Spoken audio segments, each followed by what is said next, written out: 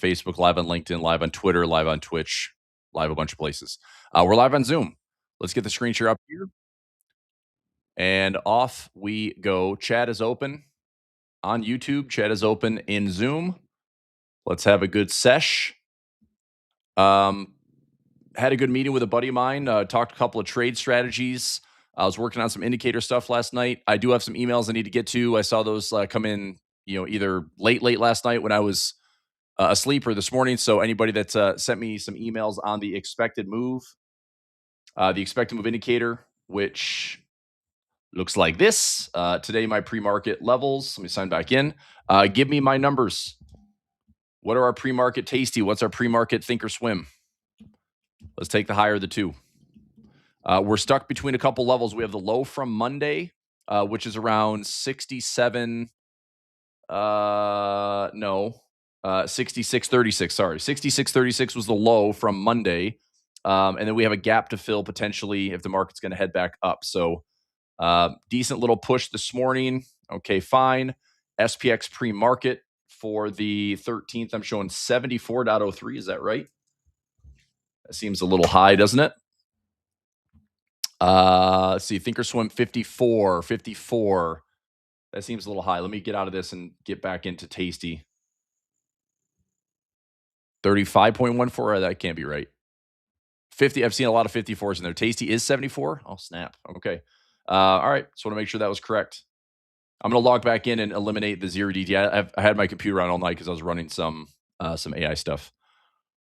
Daniel hit the target this morning. Nice. Yeah, NQ's up about 0.4%. I saw your chart you posted on Telegram or on Discord. Nice work, dude.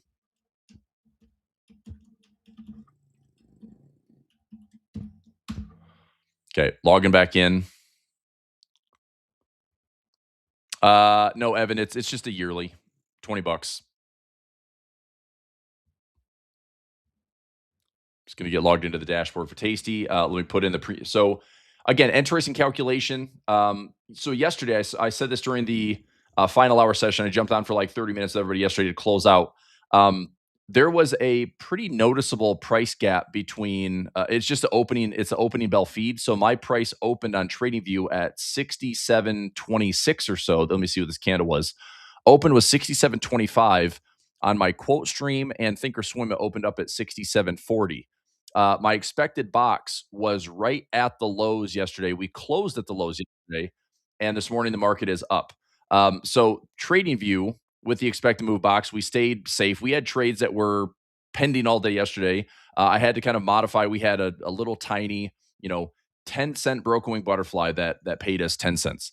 I did end up putting in an in the money iron condor, which meant that my strikes needed to be below. I think my high had to be 67.60. So price stayed below 67.60 yesterday, and it stayed above 50. Then I pulled in some dollars. So I pulled in $140 here in order to risk 860. And I said I didn't post that for the service because I didn't like that trade. I didn't think that was really trade worthy because I was calling basically levels that were lower than my gap and higher than my levels we had talked about, maybe falling into like 66.50 on the nose. I didn't want to be right there, like needing prices say right up that threshold. So, it worked out. I'm not sitting here bragging like, oh, look what I did yesterday. It's like I just put the trade on. I didn't think it was going to be great because I was playing defense literally below it and above it just in case it was threatened. So today is a new day.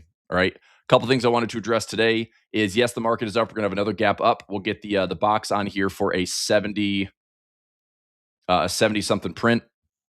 So I'm showing pre-market SPX at 70 plus. I'm going to take the higher of the two. So pre-market 74.03.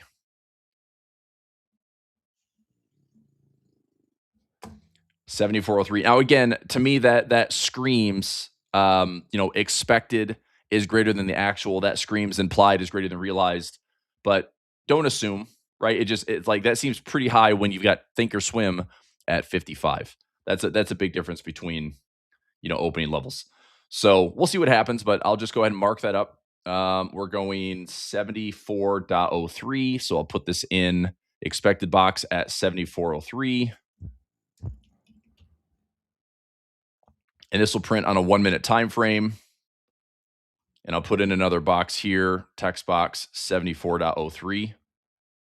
And so when we have the 1 minute candle confirm, it'll be gap adjusted. So we're going to be gapping higher. This will be by about 0.4%, maybe a little bit higher. Futures at 0.45. So we open up here. I will take that gap adjusted and measure 74 points. So my box should be sitting somewhere around probably around 67.70.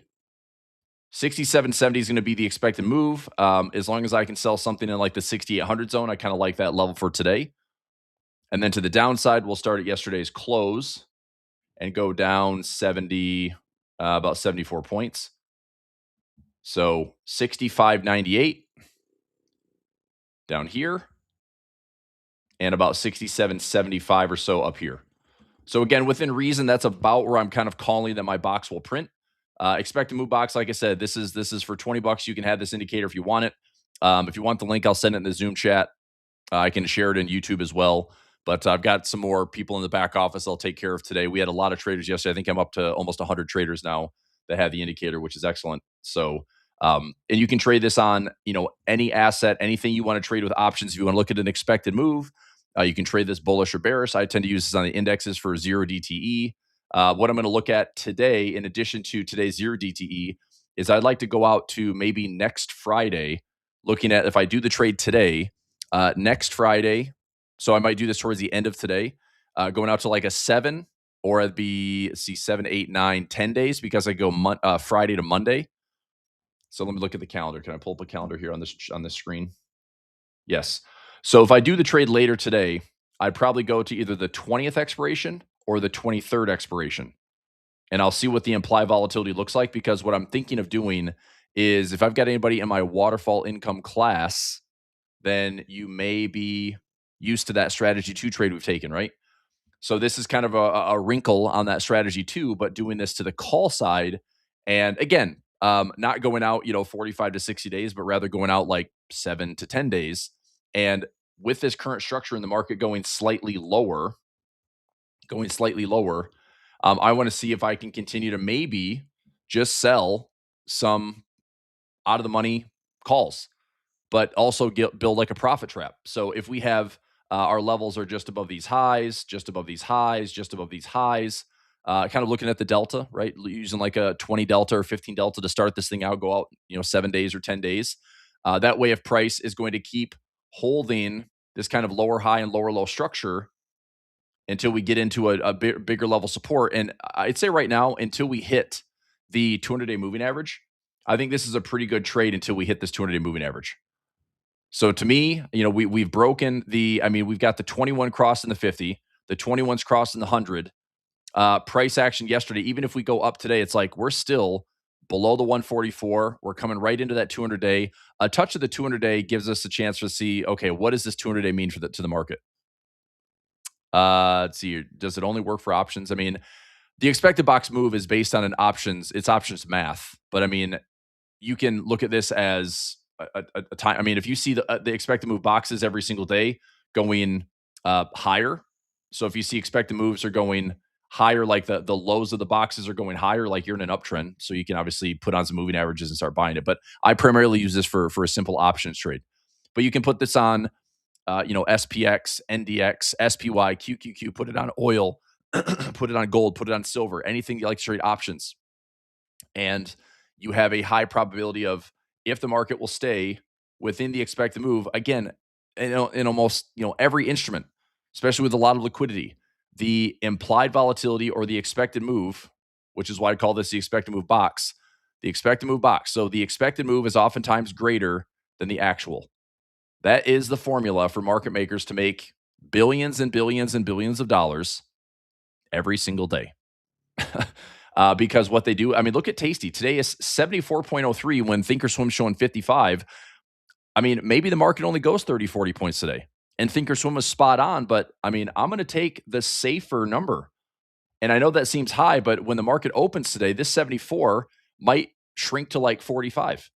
And if it shrinks to 45, we really should be selling premium at like 50 to 55 points away from price. But it's like, I'm going to be a little bit safer. I'm going to try to be safe.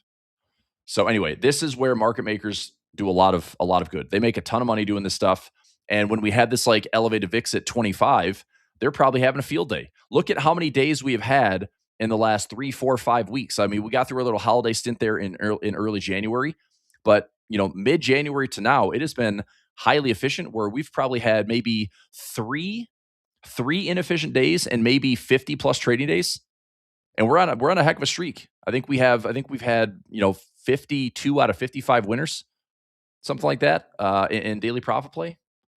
So anyway, that's just trading. So if you don't trade options, there's probably better indicators out there for you. But if you trade options and you like the idea of trading like a market maker and looking for some income on a regular basis, especially in an index where it's built to be efficient, this is a great indicator to consider. So that's why I built it. So you're saying you built this indicator around the expected move. Well, yes, but my expected move also I reference Thinkorswim and Tasty, and I'll take the two. I'll take the higher of the two. Because if I want to essentially sell a top or sell a bottom, I want the highest number, so I'm out of the way. So that's why I'm always referencing. I ask everyone in the morning, what's my Thinkorswim? What's my Tasty? I take the higher of the two. Some days Thinkorswim is higher than Tasty, and today obviously Tasty is higher than Thinkorswim, right? So I'm going to go higher of the two and let the market gap up. My expected move box will be gap adjusted, and we'll see if that's going to be a pretty safe way to trade the day. Okay. All right. Good. Okay, so here's the deal. If you want the indicator, expected move box indicator, I'm gonna put this in Zoom for everybody. Chris Pulver. So if you're on YouTube watching this, write this down. Chris Pulver Pub at gmail.com. If you're in the Zoom chat with me, Chris Pulver Pub at gmail.com. Send me an email. Send me an email. Ask for the expected move box. It's $20. Cool. All right. How often do you do the 10 wide instead of the 5 wide? It's kind of a discretionary thing, Arthur. I mean, I kind of look at it like, what do I think the probability of profit is? For example, I'm trying to think what we did this week. When did we do bear call? Did we do bear call spreads here? I think on this was Thursday. This is Wednesday. This was Tuesday. So I think on Tuesday we did bear call spreads, and I went 10 or 15 wide on those because I was looking at I pulled in $1.95 credit, and I think I was 10 wide on each one. So it's kind of a discretion thing. Like if I'm looking for a safe, what I think is highly probable, I don't mind going 10 wide, 15 wide for a safe trade. But in a typical kind of daily profit play, I don't mind looking at 5 wide or 10 wide just to see, can I get the credit that I want? I like the mix of, if I'm going to go 5 wide, I want to try to get $1, right? I want to try to get $1. So $1 credit, I'm risking 4, but the probability of profit is pretty darn high. And if I go 10 wide or 15 wide, I'm bringing on more risk, but I can pull in more credit up front. It's hard to get on a 10 wide, it's hard to get $2. On a 15 wide, it's hard to get $3. So it really just depends. Like the wider I go, I've got to be pretty confident that this trade is going to be safe. I still play some defense. But yesterday, for example, we pretty much played defense both on the top and the bottom, and not a single trade filled yesterday. The market for the day, I think it only moved 30 points yesterday, 30 to 40 points. So from the open, let me get the exact open price here. Open price, and I'm on a 1-minute chart so we can see the box print at 9:31. The opening bell price was right here. All right, so around 67.25. So that's our opening price. And the market moved about 54 points. Now, expected move yesterday was right here, 60.52. So did it move 60.52? No. The actual move was only 53 points. So it was an efficient day. Today, the market is looking at possibly a 74-point move. VIX is high again in the 20s. We had a flare up here towards 28. Markets up this morning with futures 0.46. We're going to open another 0.4 to 0.5% higher. These gaps all over the place, it just throws a wrench in the daily trading, but that's why I have gap adjusted math, because that way we stay on kind of the safe side of where I think prices go. Now, looking at gamma this morning, if we're going to gap higher, we are in negative gamma. As long as the price stays below 67.50, we're below negative. We're going to be in negative gamma. Couple levels I think are pretty obvious to see. You have the lows right here around 66.36 from Monday, You have the gap right here that could be filled. You have the positive and negative gamma at 67.50. The market could be gapping up that point 0.4, almost 0.5%. We'll see what that number looks like. But if the market comes up to fill this gap, I wonder if it fades, right? Because if this is my bigger gamma levels, are we coming back down to this for the day? I don't know. I mean, we had decent news today. GDP was positive. PCE was a little bit lower than expected, but oil is up to $94 a barrel. So I think there's going to be some interesting jawboning when it comes to oil at $100 again if we get it, and maybe higher. I'm sure I'm curious what the prediction markets show as far as where oil prices will be. Will oil prices be $100 plus, $150, $200? I don't know. But anyway, we're going to gap up a little bit today. And by the way, all of these gamma levels can absolutely shift in real time. Like real time 0DT is very, very price sensitive. So when the market opens today, let's say 0.5% higher, these might disappear in 10 to 15 minutes, which is why I also use my real time gamma, which is dynamic trend. And I'll plot the pre-market here. Thanks, Chuck. Appreciate that, man. Chuck said, video you made on the expected move box was excellent. Explain how it actually works. Thanks. I just don't have it on my trading view. No worries. You have it on Thinkorswim though, yeah? I did. I think it was for you. You asked me about the dark theme. I think I gave you the indicator for dark theme. All right, Arthur, you get on that question. Thinkorswim. Yep. So I've got a grid share link. So if you want it for Thinkorswim or want it for TradingView, just send me an email, chrispulverpub@gmail.com. Okay. All right. So here is some real-time gamma. Let's go to pre-market. Again, like interesting couple levels. So gap higher here. This will all change once we have opening bell in a few minutes. Pre-market, even if the market is gapping up, if the market's gapping up, I'm probably looking to fade something around this pivot. If we get to like 67.75 or we get to 6,800, I'm probably going to look to fade this thing going into either today or Monday. But to fade that, I want to have like a low risk, high reward type trade. Okay. But pre-market, back to 67 it seems pretty doable. 67.50 is my positive or negative gamma, right? So if we're above 67.50, that would get us into positive gamma. If we're below that, we would fade back down. But pre-market, 6,700 and 66.50 seem like the big magnet levels. But again, in real time, this can change very quickly. 0DTE is extremely price sensitive. And that's fine. Like if you've traded, thousands of 0DTs like I have since 2022, when this became a really popular thing, you kind of learn how to read this stuff and just kind of go where the big magnets are. Right now, the big magnet is, since we're gapping higher, 6,700 and possibly this gap fill. But once we hit like 67.50 or 67.70, I'm probably going to look to try to fade that move into the later part of the day. Okay. Let's see here. Moses saying S&P last night, phenomenal. Curious on the trade. I do. I mean, it's still in a range. It's still in a big range, right? Qs are still in a big range. So here's S&P. Here are the Qs. I mean, I look. I think both of these, the S&P and the Nasdaq, for this, the SPY hasn't hit the 200-day moving average. The Nasdaq hasn't hit the 200-day moving average. I mean, I think these even with the gap up today, it's like this is probably going to find it sooner than later, find that 200-day moving average. And if we do, then we see what the market's made of, because this level right here, change the color, this level at the 200-day moving average is also going to be matching some pretty key support. Excuse me. Some pretty key support that we had last year on October 10th and November 20th. Those were two massive intraday sell-off days. And if we bounce there and we see the market can hold, then there's a range. And the NASDAQ essentially is going nowhere, right? What's the vulnerability? I just talked about this in a morning session today. If we break below the 200-day moving average with some conviction, with some momentum and follow through, there is not much stopping this market from coming back to this previous all-time high. You can look at this from a measured standpoint. You essentially take this measured move. So measure this move here.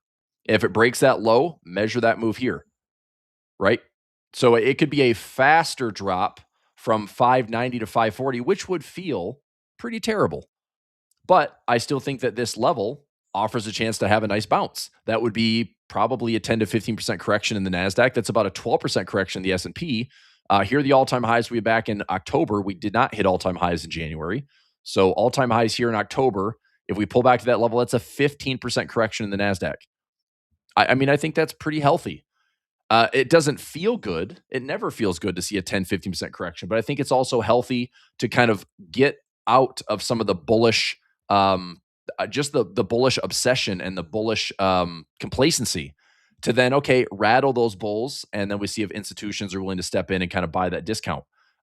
Obviously, there's bigger concerns out there, right? I think this is a buy the dip for the year. I'm pretty bullish thinking that the market would do like, look, I think the Trump administration is going to do anything they can to look, if we have oil prices at $100 and we have the stock market down 15 to 20%, there is no effing way that the midterms are going to be won by the Republicans. There's no way. So they know that. And I'm really surprised that all the stuff is going on in Iran right now. It seems like to do this now is baffling to me. I do think that there's some, weird power play. I think there's something behind the scenes that either this is a massive misdirection, this is a terrible plan, or there's a reason for it. But I think their reason is we can do this, get in, get out, and just have this be like a blip on the radar, and then put our put our priorities back in line for whatever, getting the money, getting the market back to all-time highs, getting AI narrative back into optimism. But I think they underestimate how convoluted and how complex the Middle East is. Nobody has been able to conquer the Middle East ever. Like, we're talking centuries of this crap. I mean, George W. Bush did it. I know the guy had 2 terms, but I think I don't know. I don't get like what the power play is right now, especially the timing, because I feel like Trump and company are on the clock, and they can't let this thing linger till this can't linger into the summer. This has to be like done, I'd say by mid-April, end of April, because if it's not, this market's going to be looking at other things. It's going to start looking at, well, if we got this conflict, we got oil prices high, we got sticky inflation. Now let's take a look at earnings. And if we have a multiple earnings compression, there's another reason for the market to drop. So we could like snowball into all these stacked reasons of what climbed the wall of worry could be all of a sudden the things that starts to break it down because we're just not getting over the hump, right? So we'll see.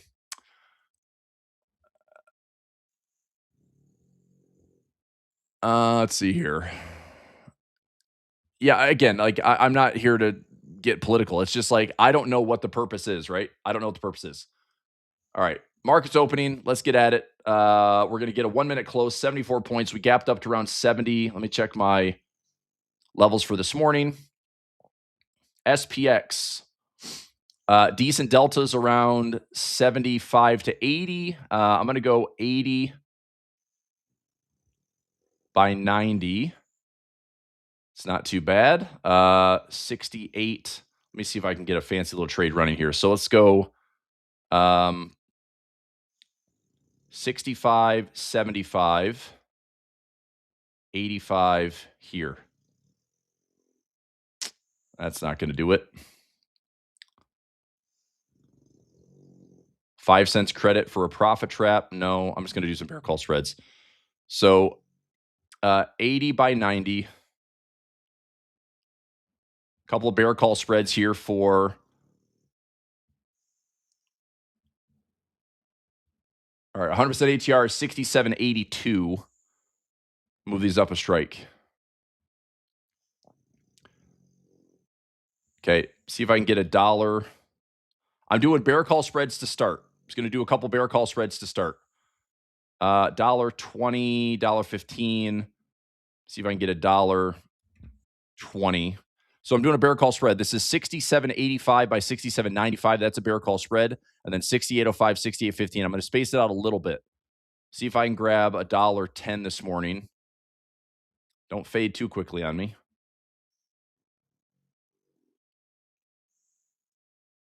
Oh, come on. I think we're going to push a little bit higher. So put that at $1. Let's go $1.15. And then I'll do a similar order. And this one, I'm going to try to go after a 1-to-1, which, again, might be difficult to fill, but I'm going to throw it in there. So I'm looking for $1 and change. Let's see if I can get maybe $1, $5.10. Let's try $1.10. So bear call spread 67.85 by 95. That's 10 wide, and then 68.05 by 15, 10 wide. Trying to get $1.10. If we push a little bit higher, that should have no problem getting filled.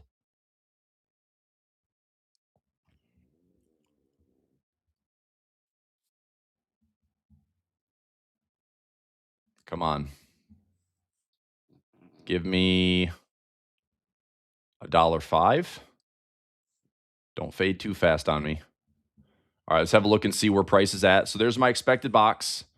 67.77 is the high, and 65.98 is the low. You want to write that down? You get the expected move box. 67.77 is the gap adjusted high, and 65.98 is the low. Okay, let's take a look at some real time gamma. So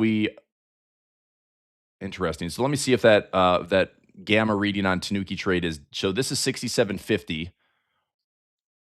So if the market comes up into this transition area, we should see that thing fill for some more credit. Give me $1.10, would you?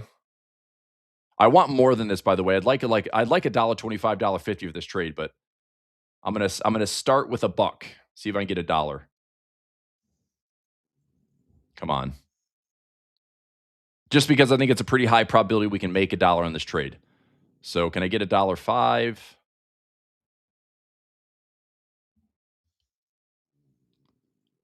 I'm just gonna leave it. $1.10 pending. Let's go. All right. Let me replace this one. I'm gonna go $1.25. Pending. Let me check some other levels here. Let's just go to more mechanical daily profit play. So I could do 75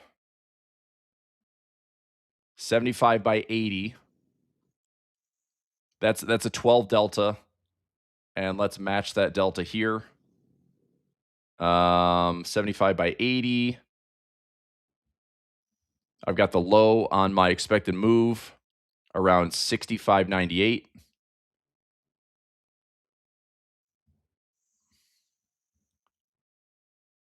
Let's see. So 6,600 measurement. Technically, it's 65.98. Let me go a little bit wider here.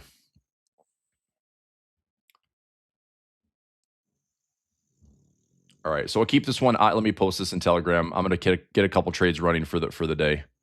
Yep, hang on a second. So I don't have anything filled yet.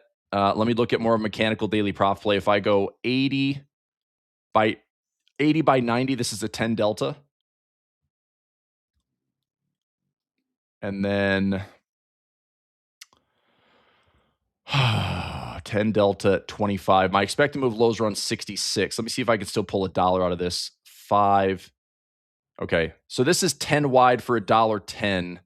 I'm going to take this trade, see if we can get $1 or something. $1.10, $1.05. Let's try $1.10.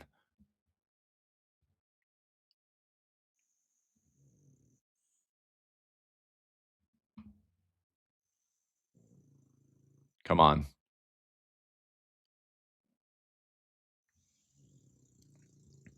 All right, give me $1.05. All right, so here's the trade that I'm in. Officially posting daily profit right now. So this is a 3/13 expiration. 68.05. 67. That's not right. Sorry. Filled. So 67.80 by 90 and 65.95.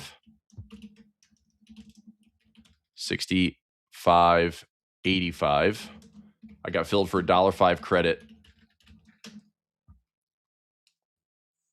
If you want to look for more credit, if you want to look for like $1.25, $1.50, let it pend. I'm going to take it in for $1.05 and then just let this marinate. So now I'm going to look at a little bit of defense around the 6,800 handle. And then I would look at a trap down here, just a little bit lower than my strike. So probably still talking some defense this morning. So posted in Telegram.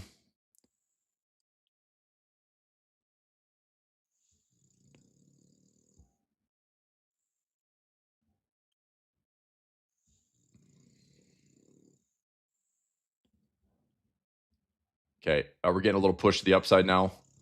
So that 6805, let me make sure this is not going to overlap here. So I've got 80 by 90. And okay, so these don't overlap. 85 by 95.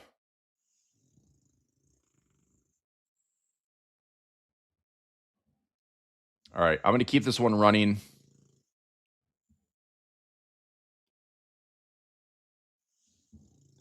This one might have a chance to get filled for a couple of dollars. I'm going to keep an eye on this one. Let's go for like a $1.50. If we get a decent direction, this should open up maybe to like $1.50. So I'm going to put this. This is two bear call spreads: 67.85 by 95 and 68.05 by 15. Looking at two bear call spreads, pretty low deltas. These are trading for like 7 deltas right now. So 7 delta. I mean, there's a 92% chance of profit on that trade. We're outside the expected move. Plus or minus is retreated to 45 points now. I mean, I'd like to throw it in for another dollar, but I'm going to see if I can get another. If price goes up, right? If price is pushing higher, we have a 67.40. We got a gap fill area around 67.50 to 75. So I'm going to see if this will fill up a little bit higher for my credit. And then I'll sprinkle in some defense. So if I were to do a 75 by 6,800, that's 25 wide. And then 30. See if I can get this debit to be pretty low. That gives me a $2,500 profit trap this morning. But I need to pull in a couple extra dollars of profit. So I've got $1.05 running. I could pull maybe $1.10, $1.15 out of those two bear call spreads. And then I put some defense up near these tops. That's a little pricey though. So that's a broken wing structure. If I were to, let's see, I'm just trying to figure out how I can structure this without overlapping.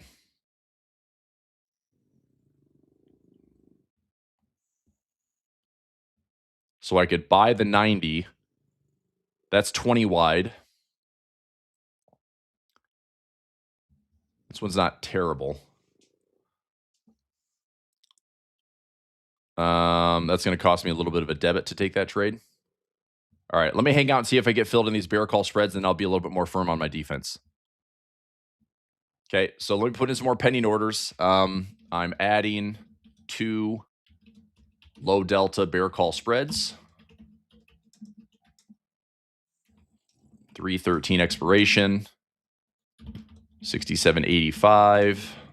67.95. 68.05.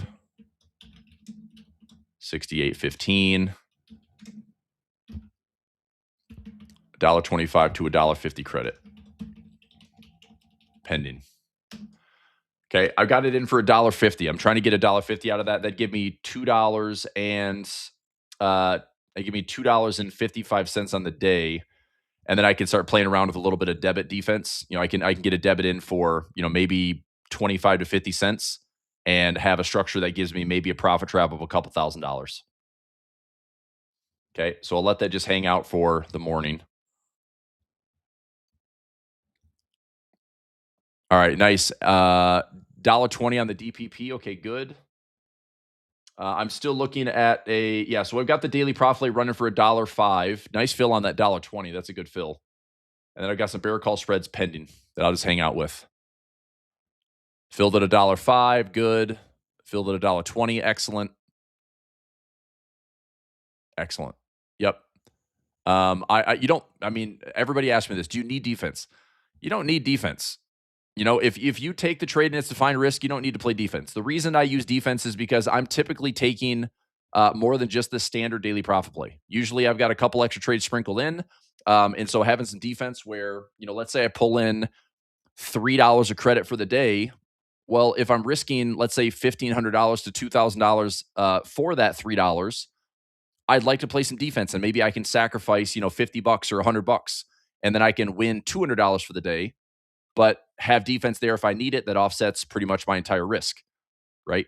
So, I mean, when I play defense, I'm never trying to lose what I'm pulling in for the day, right? All right, now that those two bear call spreads are up to about $1.15, $1.20, price is pushing a little bit higher. I'm going to see if this will rally a little bit more. So if we rally a bit more, I'm going to keep an eye on this one. If it gets up to like $1.30, $1.40, I've got it pending at $1.50. See if we get there today.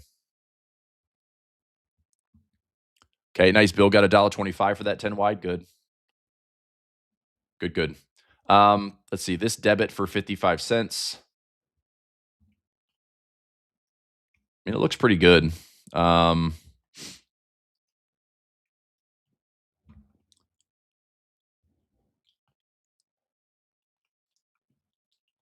See if I can get this down to like $1.25. I'm probably going to take on some heat, but let me see if I can get $1.25 credit. I got filled for $1. You would fill me $1. It's already up to shit. It's up to like $1.30 right now. Take $1.30, $1.35 if you want to get in the trade. I'm just going to update this. I got filled at $1.25. I'm taking on immediate risk. So, all right, I got a couple levels in. Now I'm going to sprinkle in defense. So, price is pushing a little bit higher. Okay, fine. Now, if I buy, sell, and buy, if I buy, sell, that's $2,500. Create the 30 wide structure. That's a broken wing.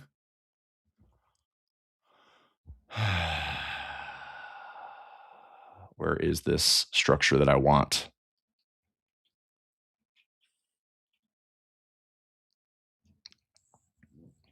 Let me see. Buy the 75. So $1,500. It's got to be there. And then 30 wide. So that's 25 wide by 30 wide. So I pulled in $2.30 of credit. I want there to be a much cheaper debit here. Let me see. This is reasonably out of the money.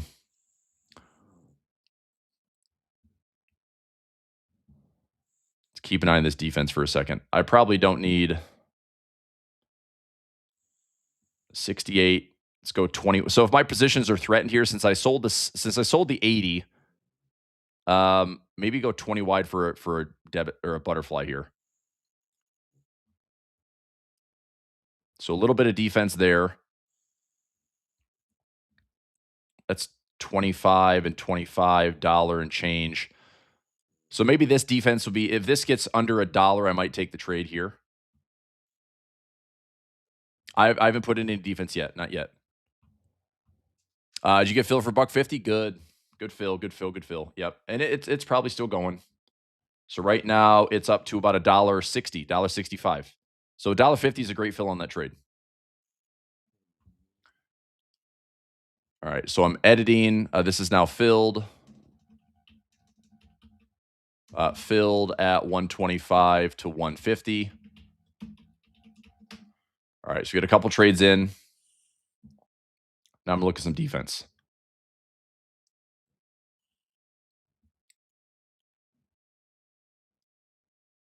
So 75. That's 25 wide. I mean, it's probably cheaper for this trade. That's 20 wide. And then go 20 to 25. This one's not terrible. I have a little bit of exposure at the 80 and 85 handle, but I have up to like a $2,000 profit trap in here between 90 $67.90, $68.10. I've got a nice little profit trap at 2,000 bucks. Let me see if I can take that trade for. So I pulled in 230 on the day. Pulled in 230 on the day. This debit would cost me, 65 to 70 cents. I can sacrifice a little bit of that. I'd like it to be cheaper. I'd like it to be a lot cheaper, but honestly, to get some defense in, I feel a lot better because I will be leaving before closing bell today. So let me hang out and see how this all works out. 65 cents, 60 cents. Cheaper debit would be great. All right, none of these. So there's going to be one overlapping strike here. If I take this trade, I'd be buying another contract at the 67.90. This gives me a $2,000 profit trap.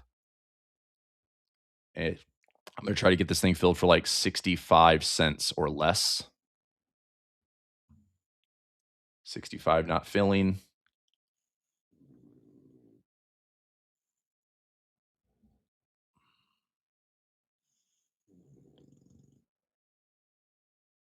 So 230. I mean, I still make a $1.60 on the day if I'm throwing this one away. If it doesn't pay me a profit trap, I'm throwing it away. But let's see if we can get this down to like 65 cents or cheaper. 50 cents would be great.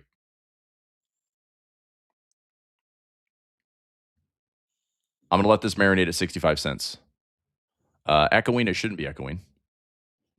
I mean, I would have seen that in the chat. How's the... I just got filled at 65 cents. Okay. So I got a defense trade in. This is a top defense trade.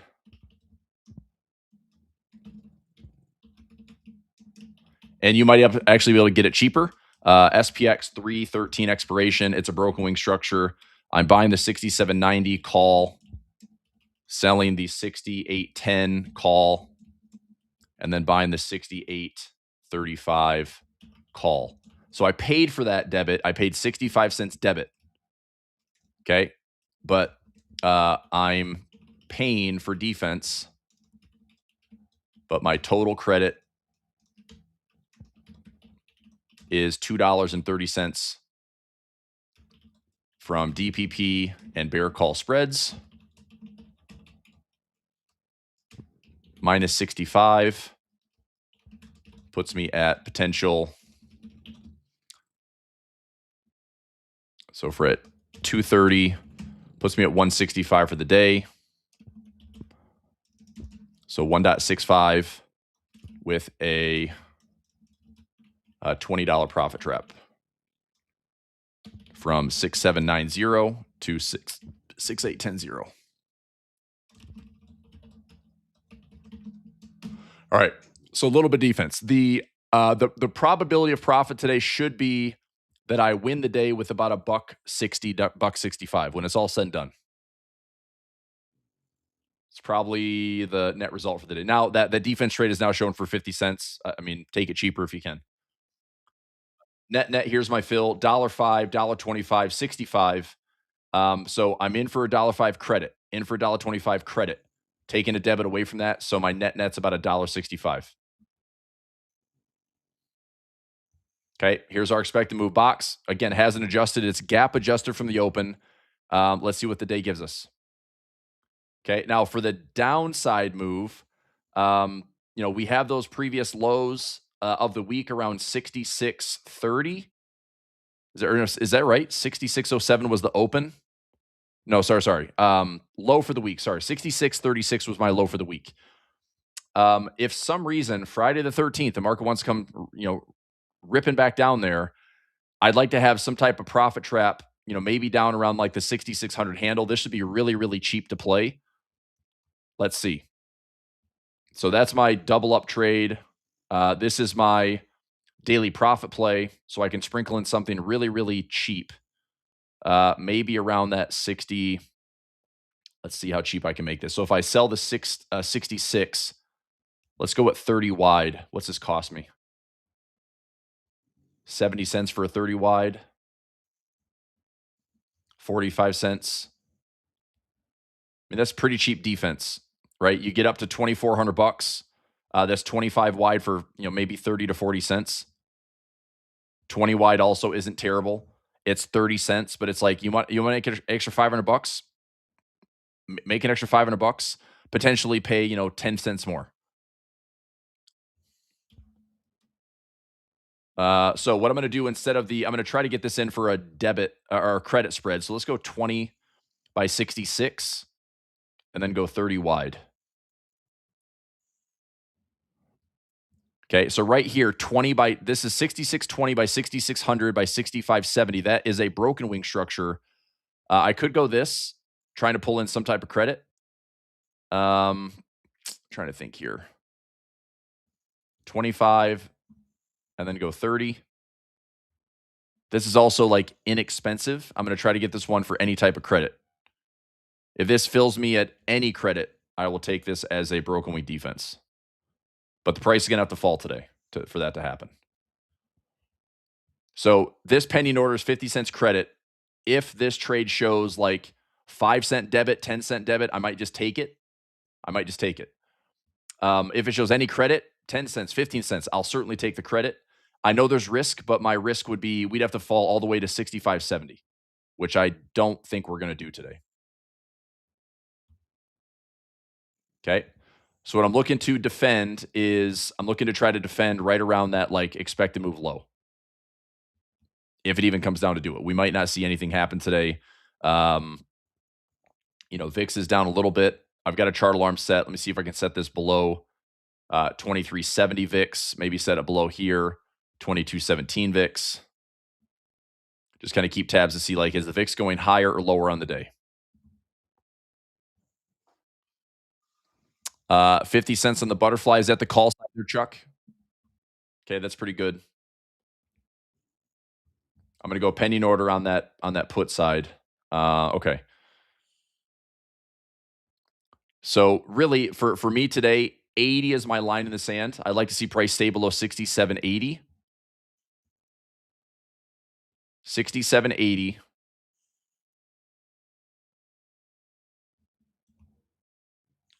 Okay, so let's change this to green. And then 6,600. Technically 65.95. Right in here. So the green lines I have in my chart, this is where I'd like to see price stay below today. VIX box is centered. By the way, I changed it to 66.72. So we centered this. VIX at, high of the morning. Let's go like 9:30 VIX is around, what's that open? 25.48. So 1.6%.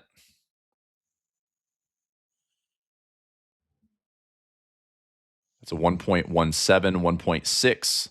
That's going to be hard to get to. We'd have like a 6,800, maybe a 68, 6805, 6810.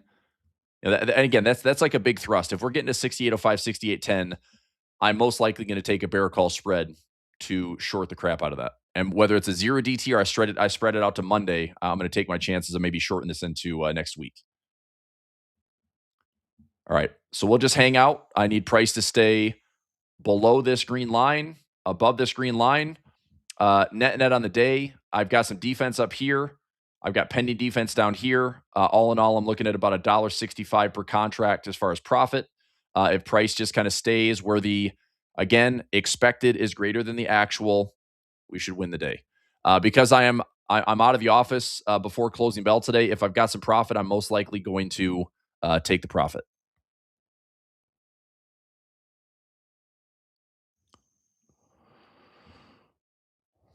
Okay. Yep. So the put defense trade is pending for right now. I'll put it in daily profit play. So I'm doing like a 25 wide on this one. Yep. So this is going to be the bottom.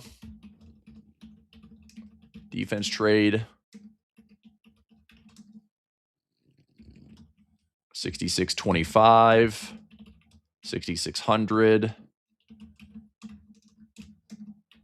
And 65.70. So I'm looking for 50 cents credit pending. This is a $25 profit trap. Broken wing. If this shows, let's say, 10 cents debit or lower, or any credit, I'll adjust and take this for a low-cost defense trade. Okay. So if price falls, let's just say price for some reason falls aggressively. Again, this is hypothetical here. But if price were to fall aggressively, that trade may start showing a little bit of credit. I might just take it for 10 cents credit, 15 cents credit, and just let it be it's not free. It's not a free defense trade. It doesn't cost me anything to put on the trade because I get credit, but I'd still be risking about $1,000 if price is below 65.75, which would have to clear our lows. We had a 66.36 low. We'd have to clear that low by, 60 points essentially. Which I think that's a little tough for the market to do. Not necessarily, Ellen. Top just means I'm defending the top of my trade. So you're asking. So it's not always like puts at the bottom and calls on top. What it means is when I put top defense, it doesn't matter how I structure it. I'm just saying I'm defending the top of my trade. So example would be this: if I am this green line, right? When I put in a top defense, what that means is I'm defending the trades that I want to see price stay below that green line. So I'm putting in defense trades at the top. I want to see price stay above this green line down here, and I'm putting in trades that are going to defend that. So if this is threatened at all, if this is threatened or this is threatened, I'm going to defend those trades. So my top defense is structured up here to defend this top, and then my bottom defense is designed to structure defense at the bottom. Make sense? All right, cool. Okay. Very good. Now let's see what the rest of the day gives us. So that is in. Now we had a little thrust up. I'm going to check on something here. Let's go out to the 20th next week, which is triple witching. Let's see what the 20th to 23rd looks like. 20th expiration or the 23rd. Let's start with the 23rd. Let me go up in deltas here. Let's see here. 15 delta, 69. Let's go like 69, 15 by 30. Let's see if this. So I'm going to I'm going to look at a call condor here. 69.15. That's a 20 wide trap. And then maybe the 50 by 80. That credit is not that great. Maybe going. That's a little bit better. That's still a lot of risk though. So I get a profit trap here. Max risk could be. I mean that's a little high. I've got a $2,000 profit trap. I need to cover up to $3,000 for a hedge, which I could probably do that. Let me see what this would cost me. So that's 50 wide and a 20 wide. I mean, that's comparable. Let me maybe tighten this up. So going 15 wide profit trap. And that's a decent income trade. 1,500. 10 delta would be our threat.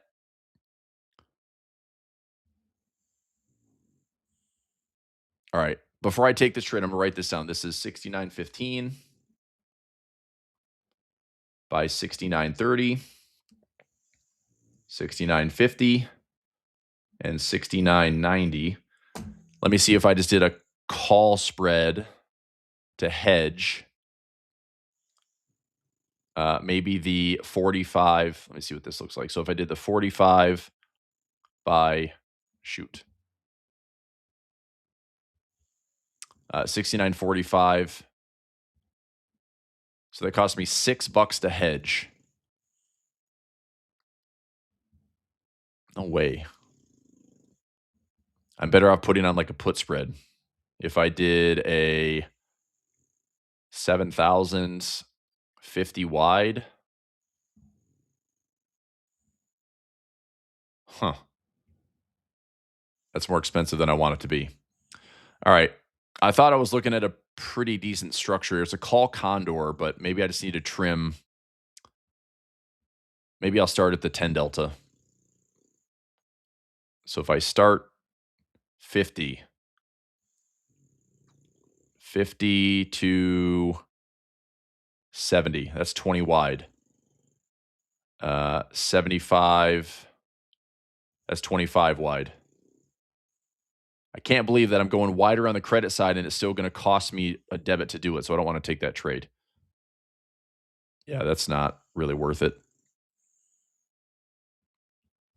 The hedge just has to be really cheap. I'm just not pulling enough credit up front. Anyway, I'll put a pin in that for right now. Daily profit lower defense to give me 45 cents credit to take it. What? Is it? Double check that, Curtis. Mine's showing a 60-cent debit right now. So I'm putting in, look, right now my defense at the bottom is showing about 45 to 50 cents debit. I want this to be like maybe, I don't know. If I can get a credit for it, I'll take the credit. I don't think you're going to get it filled for a credit right now. So right now it's showing as a debit. It's showing as a debit. I don't want to take it for a debit initially. I want to see, like, if markets fall enough, it should actually offer maybe 10, 20 cents credit if they fall.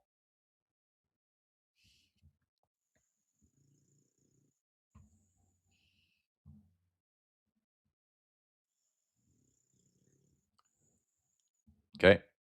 So we'll keep an eye on that. All right, I'm gonna say no to that call condor for a second. Let me go back to today.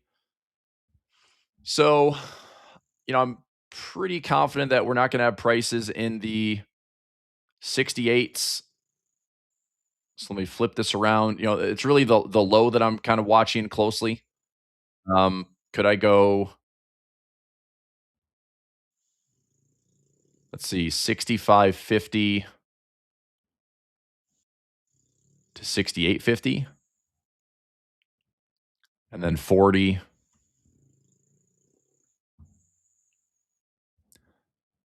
Yeah, I mean that's not a good trade. 55, maybe a little bit closer strikes. Nope. So another. That's kind of the play I took yesterday. Is I'm just trying to get myself a range where, can I grab? I don't want this trade for like $10. I want the trade for like $100, $150. I'm risking 850 to make 150.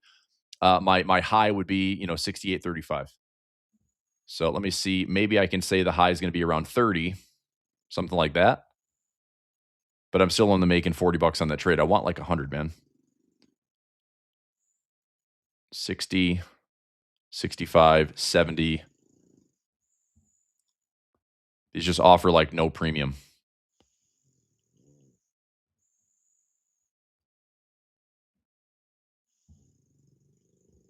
Closer,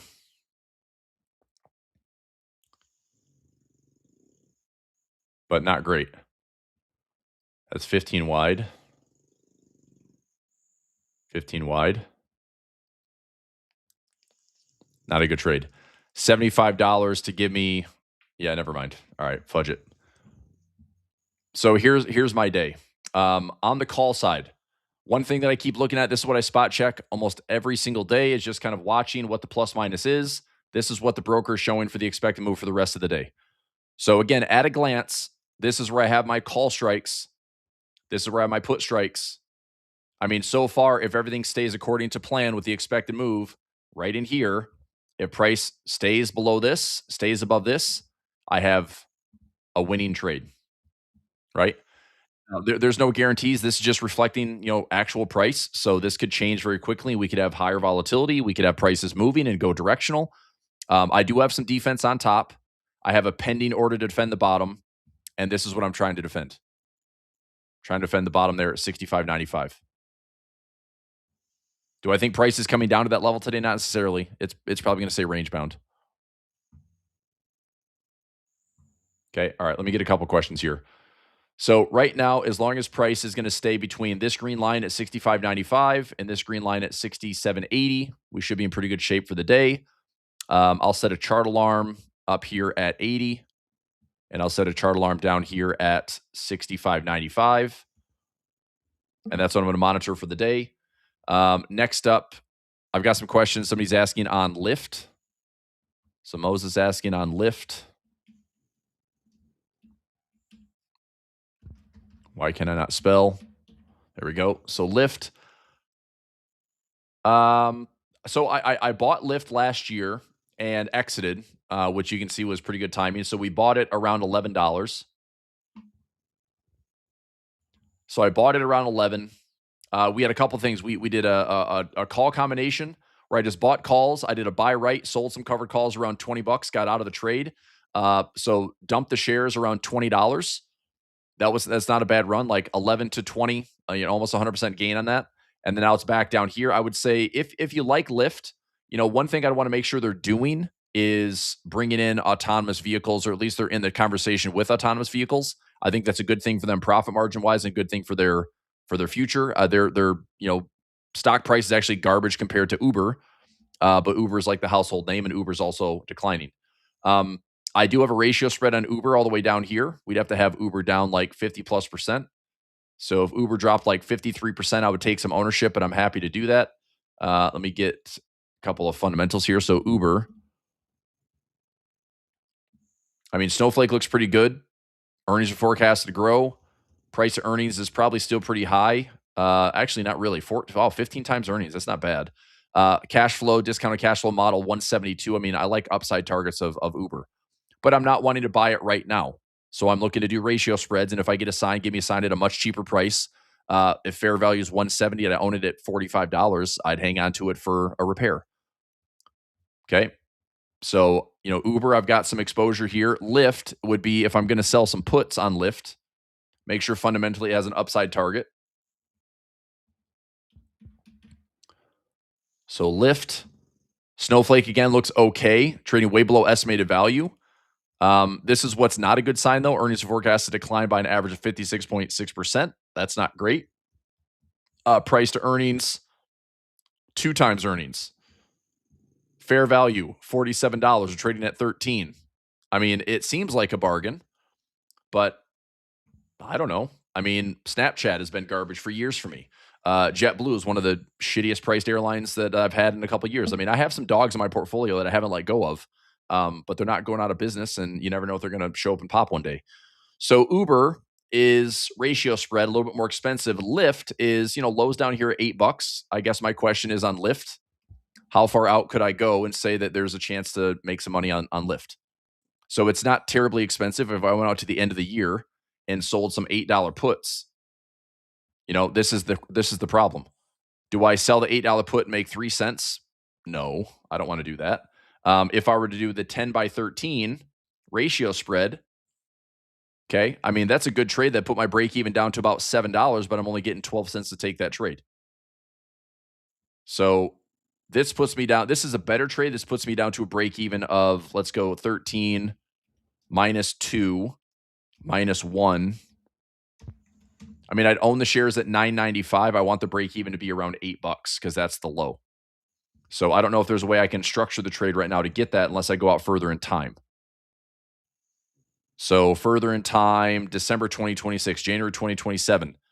Do I think that, is Lyft something we go into 2028? That seems like a big risk to me. But if I were to go 10 by 13, okay. So here's what I could say on Lyft. This is a time trade. I'm out to 2028, which nobody knows what's going to happen in 2028 or by that time. But if I do the 13 by 10, it's $1.40 income, okay, which I don't mind. I would get a profit trap, potentially $300. So my ownership is, if we're below $10, I get a $3 bonus on the profit trap minus the $1.40 on the credit. I'd actually own shares of Lyft at $5.60. Do I think that's a good enough trade to justify it? I think I could own it at $5 and maybe get it back to 10, 15, or 20. And if it never gets assigned, then I just grab $150. Now, $150 is not that exciting, but my max loss would only be $558. So as far as return on risk, if I get $1.40 out of a max loss of $558, okay, I'm getting, that's not right. So 140 out of 558. I'm getting about a 25% return on my buying power. Like that to me is a pretty good trade. So do I like it enough to take it going out to 2028? I mean, 2 years from now, do we think we're gonna have autonomous vehicles? What's the ride share market gonna look like? I mean, Uber and Lyft are like the two in the game. I mean, are they big enough to go out? Are they going to get bought? I mean, one thing that could happen is they get bought out by Uber. Maybe there's a merger. I don't know. I mean, there's always risk, but it wouldn't be the end of the world if I'm down. Max loss of $500. It's not going to kill me. But yeah, let's see if I can get it. $1.45. See if we can get the trade filled. If it doesn't fill for like $1.30, then I probably won't take the trade. So I'll try it. $1.45 pending order credit. Not filled. All right, I'm going to go down by a couple of cents here. So mid price is $1.44. Let's do $1.43. Not filling. $1.42.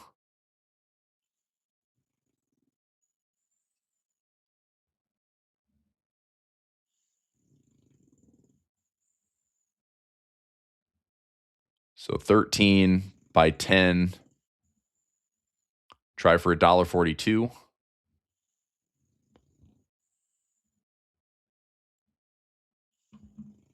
$1.41.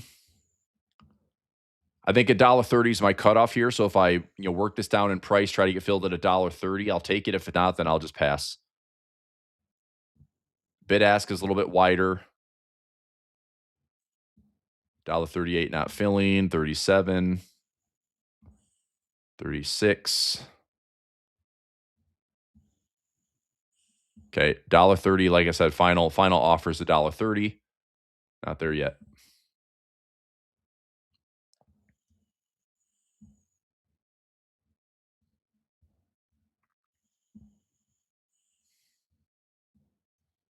Okay, I'm well below the mid price right now. Final offer $1.30. No fill. Cancel. That's it. Not going to work out on Lyft for right now. I'll pass. If we come down to these lows, let's say we come to, $8.50 or $9, even $10. Hell, if it comes to $10, I'll still look at it. I'll set a chart alarm there at $10. So if we get into the lows, I wouldn't mind just buying some shares. If I throw $1,000 at it and it goes up and doubles, like that's not a bad trade. But I just kind of like the idea of like a ratio spread that I could own the shares at like $5 and change. That's very, very cheap. And what I could see happening on the stock is we just spend, more time doing this. So that means if you can catch one of these lows, there's a pretty good opportunity to grab some profit, around that $20 to $22 handle. So that's my outlook as far as just that's more like a range trade. And there's a gap up here. That's why I put this yellow box around 29. If we started at $10 and we get to 30, that's a great trade, right? So anyway, we will see. All right, taking a look at Gamma this morning. Market is up, market is down. If you're in a standard daily profit play, you're probably loving this because you're right back into profit, right? Very, very neutral on the day. So market never touched the positive negative gamma pivot point. We are fading. We're looking to fill this gap a little bit. If we leak and go a little bit lower, one thing I do have running for today, it's kind of running out of time, obviously, but my double up trade for the 65.50 trap, that is running for today. Let's check and see. It's an SPX trade. All right, let me get these organized from today with the fills. So I did the $1.05. So that's an 80 call by 90 call. 80, oops. Oh, yeah, that's the overlap there. So 80 by 90 and 95 here. So this one, I'll put DPP and the 60. Okay, so I have to recognize that I'm overlapping the 6790 because that 6790 is a part of my defense. So the 6790 by 6810, 6890 by 6810 Uh, 67.90, 68.10, 68.35. This is going to be top defense.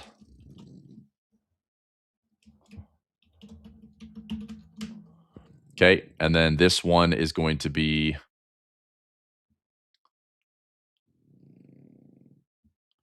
the bear call spread combo.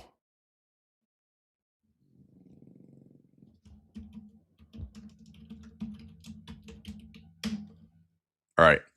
So as long as this, oops, not this one, this and this and this add up for net profit today. Like right now, you can see that we're in a bit of net profit. So my overlap is down 112. My combo is up 75, and my defense is up 80. So right now, net, I'm up around $40. Okay, about $40 per contract. Double up trade. This is the one. I mean, this is going to be a pretty aggressive fall today. But if we get it, we have a up to $5,000 profit trap hanging out between. I mean, we have to drop a lot though. We have to drop to 6,550, 6,500. That's going to be a very very tough trade today. But if it happens, that'd be freaking sweet. So double ups look like we might be taking a couple small losses. That 70. I mean, this one's out to next week. I don't think we're getting to 7,200. Part of me wonders. I mean, could we extend this out to next week or just put in a new trade? Let me see what next week looks like. Next week on Friday, the 20th, if I pin 6,500, I just don't want this to be expensive. Yeah, I mean, we paid $1.20 for that trade. I'm not going to take this thing for 220. I could tighten it up a little bit.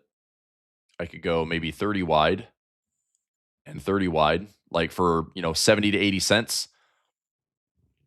Where's my 200-day moving average?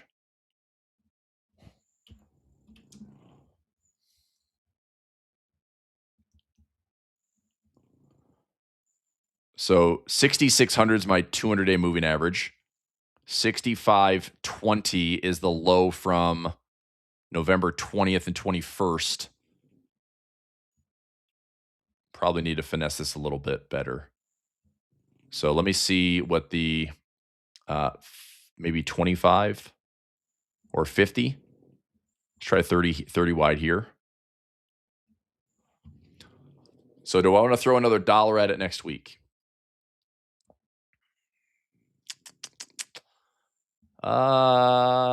Maybe. Let me build this trade out really quickly. So this is 30 wide for under $1. I don't mind extending this, so that way we'd still have a double up trade running. And I might see like maybe we get back to 7,000, maybe we drop to 65 and change.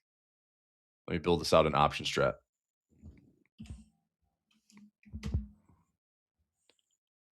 So let's go butterfly SPX out to the 20th.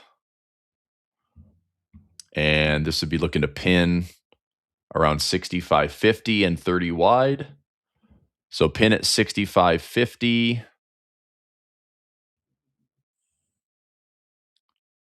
And I'd buy the 30 wide. Buy the 30 wide. So that's the butterfly. All right. So how does this trade look going into next week? Let's say that we drop over the week as time passes into Monday, into Tuesday. I'm looking to see like what day does this actually offer some credit. So if it was down to 65, 65.50 or so, I'd have 100% gain. Okay, but it gets more exciting near expiration. Wednesday looking a little bit better by Wednesday. Thursday, Friday, Thursday closing bell. It's like, okay, so I turned $100 into maybe 270, 280. I guess it's all, yeah, that's just tough, man. It's all Friday. All the magic in that trade with like crazy amounts. Well, down to be fair, I mean, I could still make $200 to $300 if we're around like 66. So 6,600, 65.80, 65.50. There's like a 4 to 1, 5 to 1 trade there by Friday. I guess it's all timing there, huh?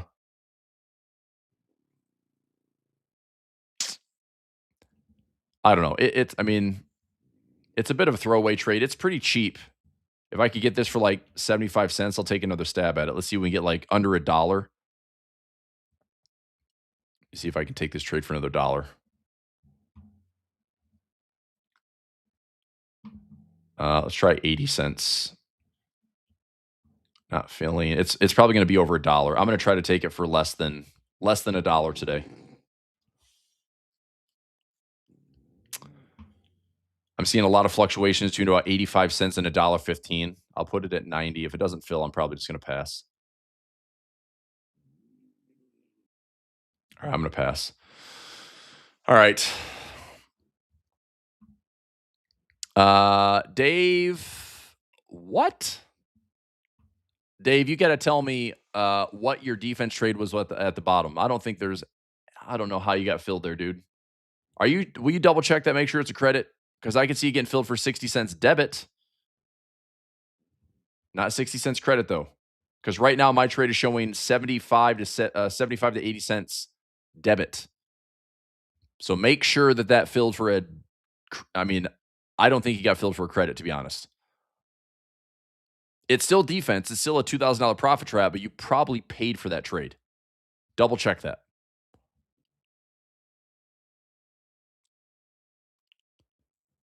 Bill says got into last week's call fly double up for 15 cents debit. That's awesome. Yeah, that's super cheap, man.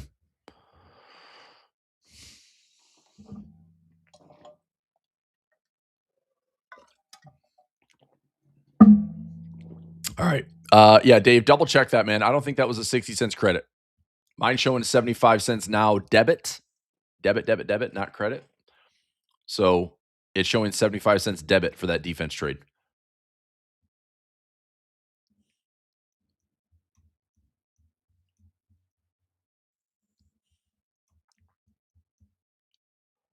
So this is my pending order for defense. Still showing as a debit. If this gets down to, I'm up like $165 on the day. That's going to be like my gain per contract. If I took this trade for less than 20, 25 cents, I'd still take the win. Grab $130, $140, have a profit trap above and below. Profit traps are worth $2,000. I'd be okay. But I want this to be either one, a very, very cheap debit, or obviously if price was going to fall aggressively enough, then it would be maybe a 10, 20 cent credit. I'd love a dollar credit. I just don't think we're going to get a dollar credit for a 20 wide trap. So let me try something else. If I did a 15 wide by 20, I could take that one for 10 to 15 cents. Like, that's a pretty good defense trade, right? My break even would be 66.85. That covers, that covers in full. That covers my 10 wide daily profit play.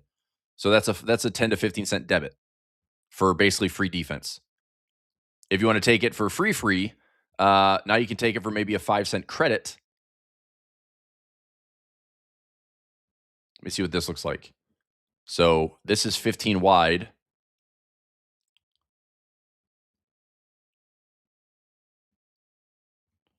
If I could take this for 5 cents, I essentially have a $1,500 profit trap at the lows. Right? Like, again, now another way, let me see if this overlaps. I might just take both. One's pending, one gets filled. That's a $1,500 profit trap. That put my break even around 65.75. I can take this for maybe a 5 cent debit. Let's try it. 5 cent debit. See if this will get filled. Let me make sure there's no overlaps here first. So no overlaps. No overlaps. No overlaps. Yep. So let me see if I can get 5 cents credit. I just saw it pop up there on the screen. Let's go 5 cents credit.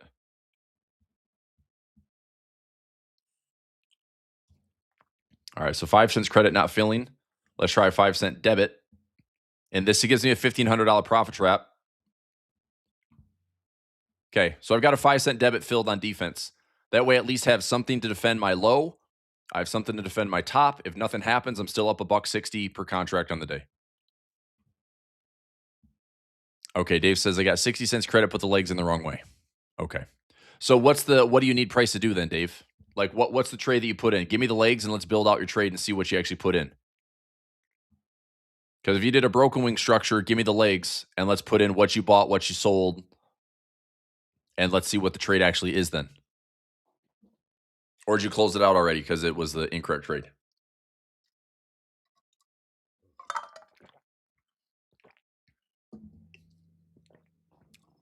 Don't be shy. All right. Curtis says, I've checked twice in the lower defense. My Charles Schwab showing 75 cents credit, but it would never fill. If you put in the defense trade, it should not be filling at any credit right now. If you put it in correctly, let me make sure I didn't type it in wrong. You buy the 25. Here's my defense. You buy the 25, you sell the 6600, and then you buy the 6570. That is 25 wide and 30 wide. So it's a broken wing structure for a pending 50 cents credit. That trade is literally showing like 60 to 70 cents debit right now. So it's not filled. Now I just put in, I kind of sprinkled in a, bottom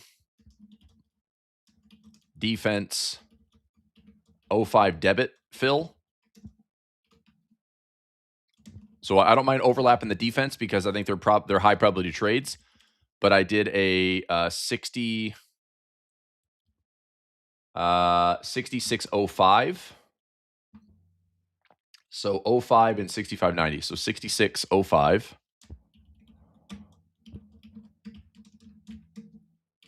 6590 and 6565. Is that right? Yes.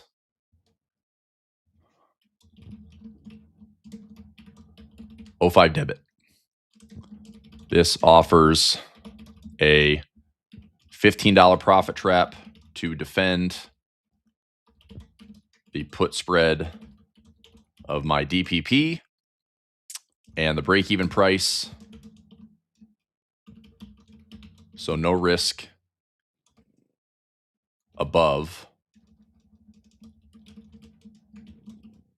Break-even price would be got 15, so 65.75.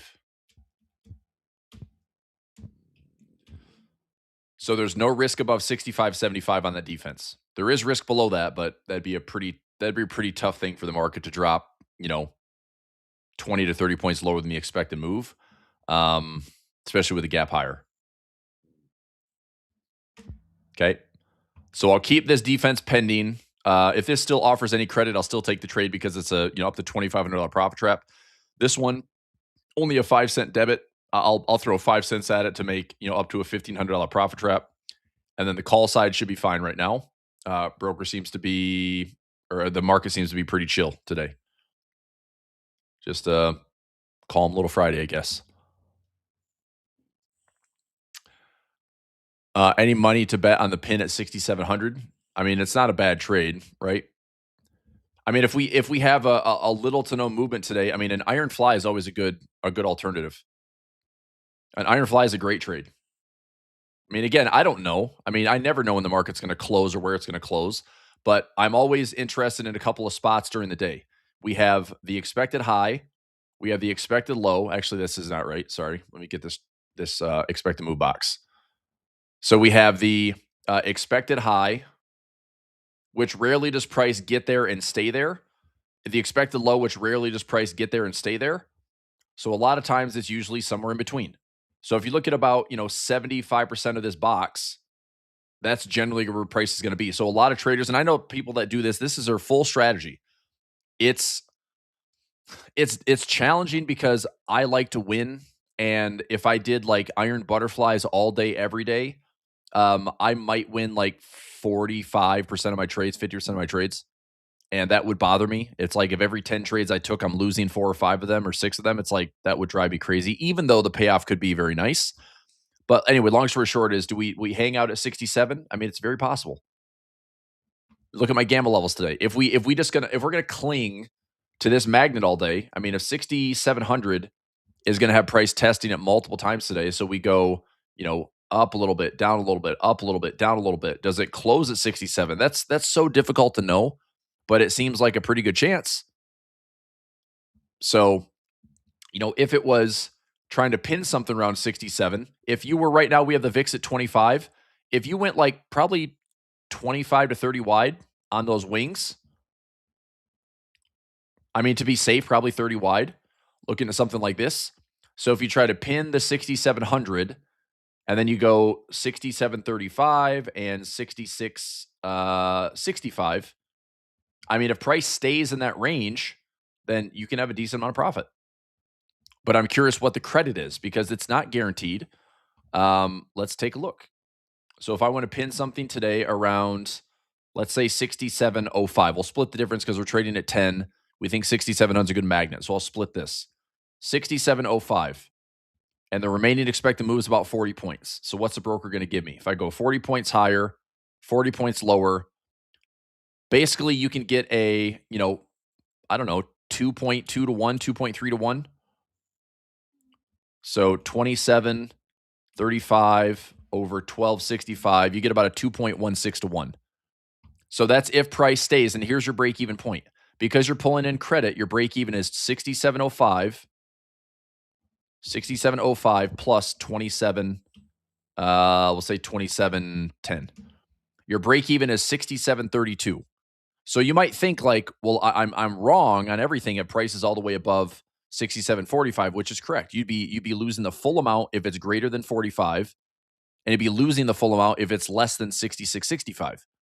But your break even price on this trade for you to make money is 67.32. So if you want to get paid on this trade, you need price to stay below 32. And then you take the 67.05 minus 27.10, I think is what we did. And you want price to stay above 66.77. So that really for the iron fly is you take on a little bit of risk here. Your risk is full. And then you have the ramp up in here. This is kind of your break even price. And then you have your full profit trap. A little bit past this is break even, and then your full risk is down here. So, I mean, 1265 is not a nothing burger for risk. You essentially get like a 2.2 reward to risk if you're inside of this at the perfect price around 67.05. That's like an excellent finish, but nobody knows that that's going to be the result today, right? So it's just a chance to throw a net out there and see if the net is going to stay within somewhere the expected move. And you have a, 2.2 to 1 setup, which day in, day out isn't bad. You don't have to win a lot of trades to make money doing this strategy, but you do need to see the market cooperate, right? You do need to see the market cooperate. So, I mean, I love these trades. But what does frustrate me personally is when I take a trade like this, I don't like to lose 5 out of 10 trades. There's a reason that I like to trade where we're winning 90% of my trades. I get the trade-off. I get my trade-off is, I might get 25% return on risk versus 220% return on risk. But I can also stay way out of the money and trade much higher probabilities than just, throwing it out there and saying like the market needs to move only 28 points. Because this is the one thing that I would say. The market's allowing us to get a 27-point move, and the broker says we could have up to 38 points. So already that trade is like, well, if the broker moves what it says it can move here for the plus minus, my trade's done. So you really need that 6,700 to be like a sticky price today. And maybe it is. I mean, it looks like it. It looks like price just wants to dance around 6,700 all day. That's fine. But when I take a trade like this, right? When I take a trade like this, it doesn't hurt to have some overlap, right? So let's do the math. If I did a trade right, I have a butterfly in here. So let's say I have on my main pin is like 6,700. So pin price in here. Okay. Well, if I did the same thing around the opening price or the previous day's close around 66.70, let's say I put in a profit trap in here. And then we come up to the intraday highs, maybe I put a profit trap here. Okay. Now, if this one offers like 3 to 1 or 3 to 1, this one offers about 2.2 to 1. I'd like this one to offer maybe 4 to 1. This one to offer maybe 4 to 1. This one to offer 2 to 1. The issue is these have to be cheap enough for me to have one of these trades pay me enough, right? If one trade doesn't pay me enough to cover the cost of all these, I don't really want to take the trade. So again, I'll just kind of walk through this hypothetically. Let's see if we can maybe find something interesting. Give me a second here.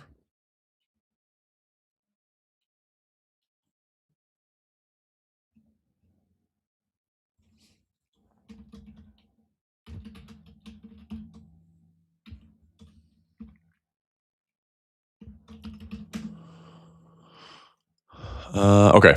So 67 seems reasonable.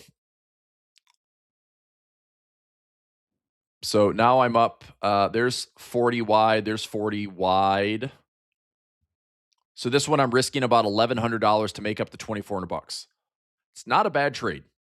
You know, it's not a bad trade. If we hang out at 20, if we hang out at 67 all day, it's not a bad trade. Now I'm gonna write that one down so I can go 6,700, and that would be the spread is the call side is 6,700 by 6,740, and the put side is 6,705 by 6,665. So that's an iron butterfly, and that is for about $29 credit. Okay, so I'm risking about $1,100 to make up to $2,400. You know, risk reward wise, like not terrible, right? I make $2,400. I risk 1,100. It's about a 2.2. Now, let's say that we want to look at the pin maybe around the 6670 zone. Okay, let's delete this one for a second. I go 6670. Make sure I don't overlap my strike. So I go 40 wide here and 40 wide here. This one, I'm still risking $900 to make $3,000. Well, it pays more, but it's still $1,000 risk. So even if I win on the first trade, I would be winning the first trade for maybe $1,500, right? But I'm still risking 900 on this one to lose. There's a bit of an overlap, maybe briefly, barely, but that's the hard part. Is like if you put like 2 or 3 or 4 of these trades, sometimes the math is like you win one and you kind of break even for the day, you know? And that's better than losing. I will admit, like, it's better than losing. But that's what frustrated me about getting into like more of like, I'm doing butterfly spreads on the regular. I'm doing a lot of butterfly spreads and I'm stacking in 3, 4 a day because ultimately it's like I have one winner. It covers my risk on everything and I pretty much break even on the day, which again is not a bad result. But the point is like, let's make money, you know?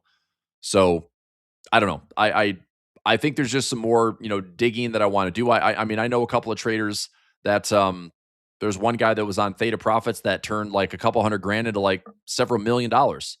But then he also almost blew up his account and lost like 30, 40, 50% of it.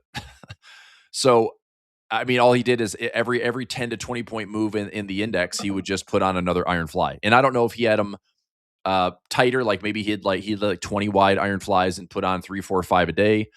But it's that's the strategy you have to focus on, and like that's not me.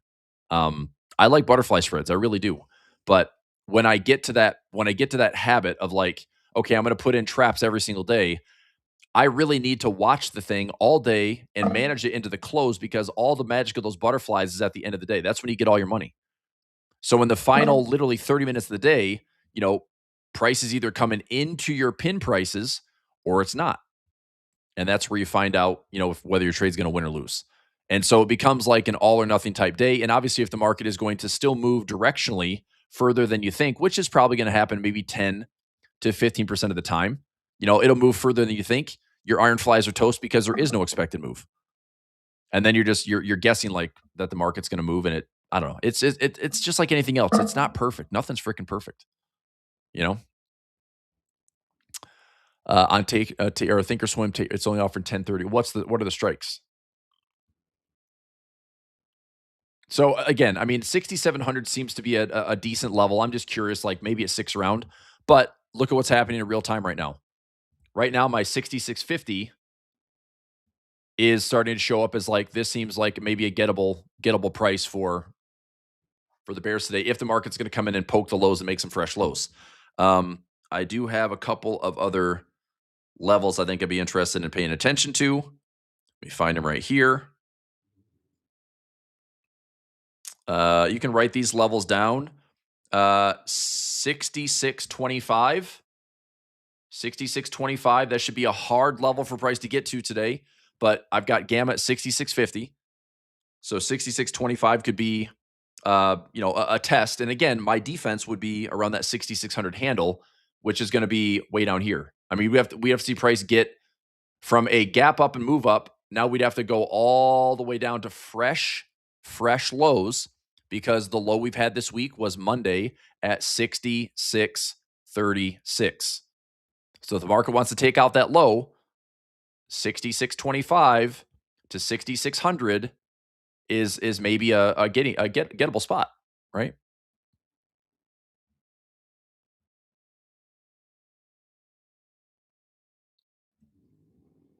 Because I mean, right now it looks like the upside is very safe. It looks like the upside is pretty safe today. I mean, I don't know if premium is going to be any decent. If I can sell some more premium here, I mean, maybe. I'm already stacked up pretty aggressively here. Could I do another bear call spread? Maybe get another $50. It's like I don't want to risk another $1,000. So probably not. If I stack up another couple of, it's like I get another $100. Price has to stay below 67.60. I'd rather not. Just in case, not worth it. But looking at our call and put option volume sentiment, it's pretty much a tie. So I would say the market right now is just kind of staying in between these levels. 37 to 31. No one side is winning. It's just a very noisy day. So there's gap fill potential. There's gap fill potential. We'll see if it just kind of ranges for the day, and the expected move drifts lower. Hopefully, we just win the range that we traded this morning. Ellen, no, I've got two defense trades at the bottom. So I still have them both. This is a pending order. This is a filled trade. This one only cost me 5 cents. This one I'm trying to get credit for it. I don't think it's going to give me any credit, but let me see. Right now, I mean, it's trading for $1. I'm not going to take the trade for $1 debit. I want the trade to be like 20 cents debit or less, 10 cents debit or less, or any credit would be great. I just don't think we're going to get there.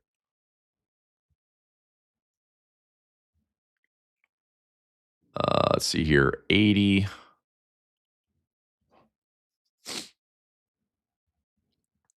I'm just looking to see if I can stack on a little bit more premium today on the call side, since prices are pretty sloppy.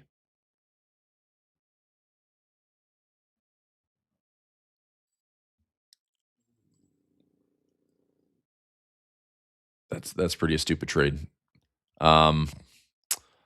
Yeah, I just like to. I mean, when I get opportunities where I feel like I got a pretty good read on the day, I mean, it's going to be difficult for price to get to 67.75 today. So the way I try to plan out the rest of the day would be this. Did we get filled? I didn't get filled yet. XSP. Yeah, we are close. We're close. 70 by 69 pending. I didn't get that filled yet. Is that the one you're talking about? It's close. It's trading for about 49 cents, 47 cents. I'll keep an eye on it.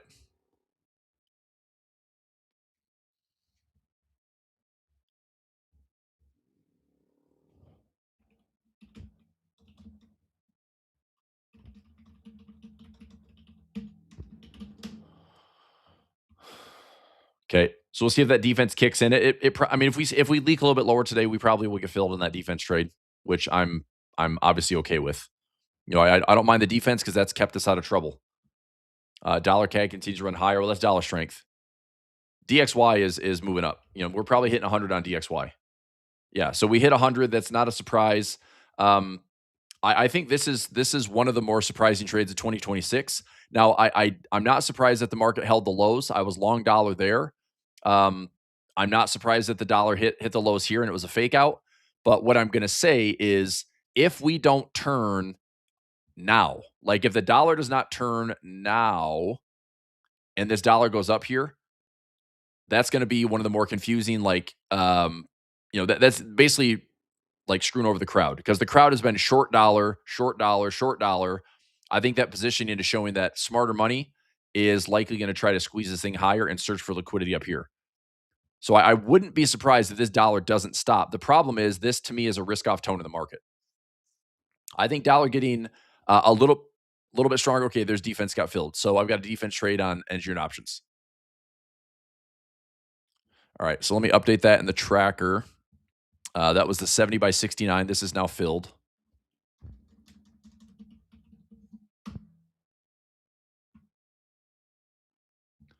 I'll update this in Telegram.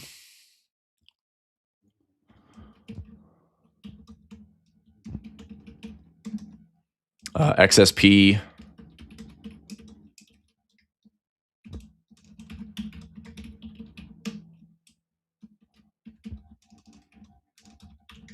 That's the 70.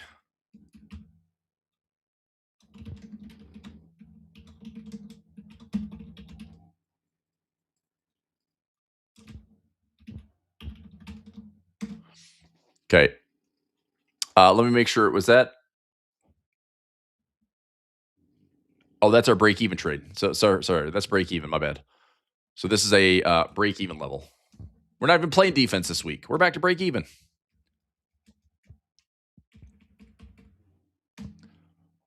Okay.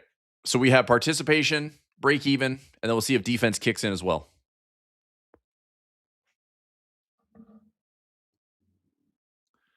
Here you go. I said jawbone. Trump, the economy will bounce right back when the Iran war is over. When? Right? When is it over? So I'm telling you, like when I saw this happen on Monday, well, Monday was this, right? Monday was the war is almost over, and the market loved it. Look, I don't think the market is certain after the pump on Monday and then a quick fade because we have they're putting bombs in the Strait of Hormuz and it's not over yet, and there's Iran supreme leader, blah, it's like all the stuff is still happening. It's still noisy. It's not over, right? You'll probably hear Trump continue to talk about it. So two things: if oil prices aren't going down and our markets are not ripping to the upside, then the market is clearly ignoring some of that noise right now. And so if we keep leaking lower, Trump might keep talking about it, but we basically have to end whatever this conflict is. Whatever this is going to become, we have to, button it up. Okay. So we'll see what it ultimately leads to, but I just think that Trump is going to be a very vocal cheerleader to the markets, and we will see if the markets respond to it. He has its moments. I mean, I've never in 25 years, I've never seen one person outside of maybe Ben Bernanke in a financial crisis situation. I've never seen one person that can say one thing and the market loves it that much or hates it that much. And Trump is that guy. So it's pretty wild. Like, it's that's why when he's on the economic calendar, it's like, well, something might happen. But what annoyed me on Monday is he was supposed to be on the calendar at 5:30 p.m. Eastern time, not speaking at 3:15, and that got leaked early, or he was on early. So it is what it is. But we just trade. We got to trade.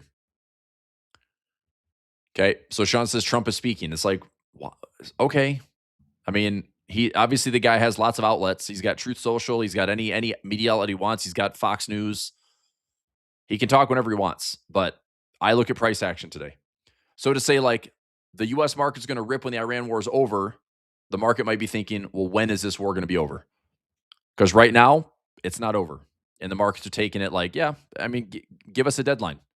Tell us when we're done. So we'll see what happens.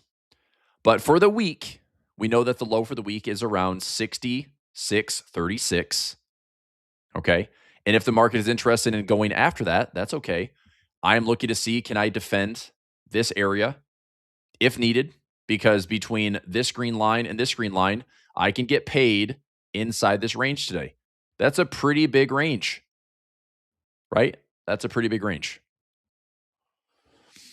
With 6,700 pin, that would be set up as a credit, Tony. If you take the trade, that's an iron butterfly. So you're basically selling the body. So you'd sell like 67 call, sell a 67 put, and then you buy the wings. So if you went like 35 or 40 wide, again, I'm not taking that trade. I'm saying if you think we're going to pin around 6,700, there's about a 2.2 to 1 reward to risk today. And you need price to stay within about $28 to $29 of 6,700. So if we close between about 67, let's say 25 and 66.75, you've got, cash settled, you can make, a couple $1,000 on the day. That's a good win. But if price slips lower, slips higher, then you're risking about $1,000.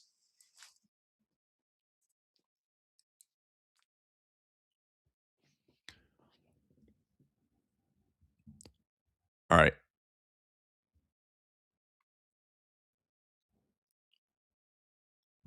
It's offering 885 credit. What? Well, we are. Well, that can't be right. It should be offering more. If we're talking SPX, now right now you're technically taking a trade that's slightly out of the money. So if I try to pin this thing at 6,700, and I want to go, let's just go 40 wide. Let's turn this around. So 6,700, 40 wide, and 40 wide. It's offering $29. So you're risking 1,100 to make 2,900. If this fills at $29 credit, that's the most I can make, and that's the risk because I'm 40 wide. So $40 wide minus 29 is $1,100. That's my risk. But I would need price to stay within $29 of my sell strikes. So my break even is 67.29, 67.29, and 66.71.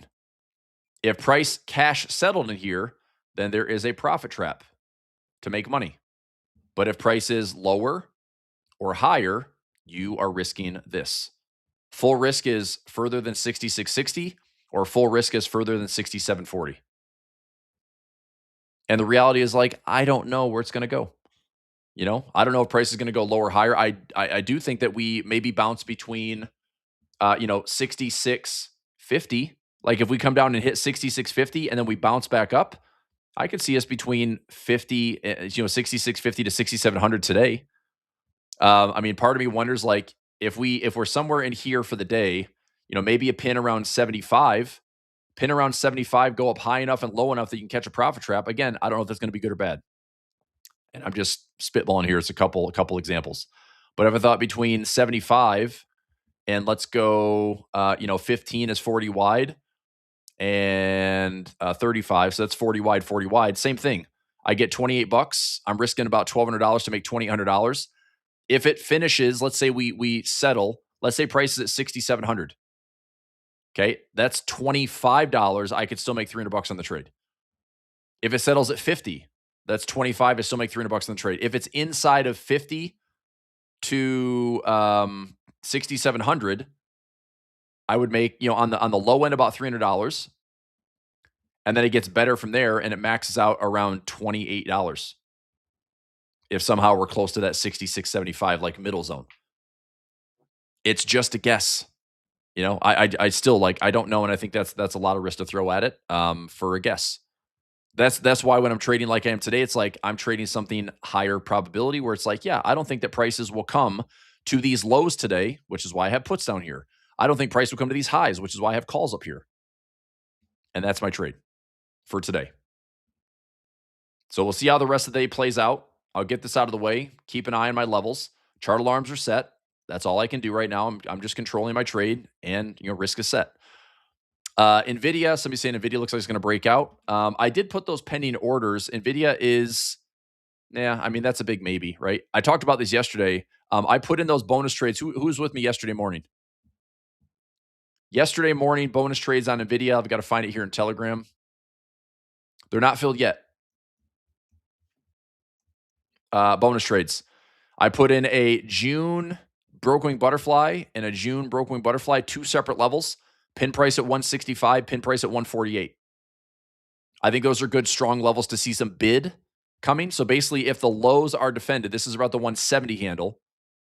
So if 170 catches a bid, or we fall to this previous resistance and we catch a bid, I'm looking to see, like, let's get this noise over with and see if these markets catch a little bit of a correction. One thing that wouldn't surprise me would be high, low, lower, high, lower, low, hit some symmetry. This is like textbook technicals here. Take this low to high. You put in a topping pattern. All this market does is find symmetry. If anybody's heard of harmonic patterns, this is what it could be. X, A, B, C, D. There's your trade. You want to buy it in here, you take it back up to the merge, or you take it back up to this continuation of the trend, because after all, it's a stock. And if the market broadly is bullish or neutral, this is probably a chance to buy that symmetry around that like 5-0 pullback. So I think those trades are looking good, but we need to see price, maybe test this 170 level to get filled. So pending orders. Okay. We just broke some intraday lows here on the SPX. Let me take a look and see if we're getting any. Nope, that put side is still offering debits only. That's lame. I mean, it's still defense. We still got defense for $1,500. Here's my puts. We're still out of the way. I mean, this is a strike that I'm most paying attention to, is this one. Is trying to see if price will stay above 6,600. Okay, pending like this. I mean, I guess I could go 20 wide. Let me see what 20 wide looks like. So if I went 20 to 6,600, that's 20 wide, 30 wide. Like that's a cheaper debit. But again, it's like, I don't want to pay another 50 cents. I want credit for this trade. So 25, there's 20. I'll just leave this alone. I'll just monitor this. Let me see if I go 25. Maybe this one.